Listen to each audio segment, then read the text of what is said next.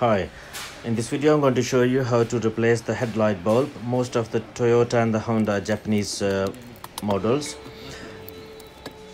is H4 bulb.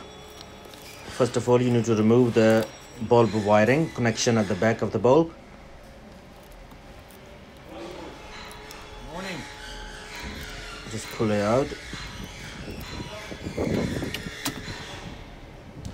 Then remove the cover and just remove the clip back of the bulb. Take the bulb out.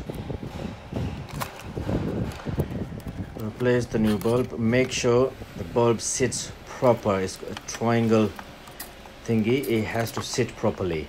Otherwise, the lamp image will not be the right.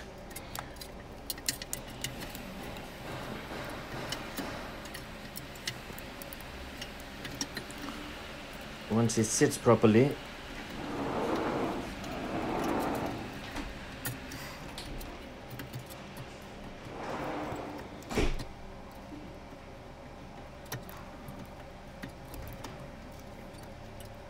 put the back wire which hold the bulb back on the headlamp. Then put the cover, rubber cover. Make sure put the cover first, then wiring clip.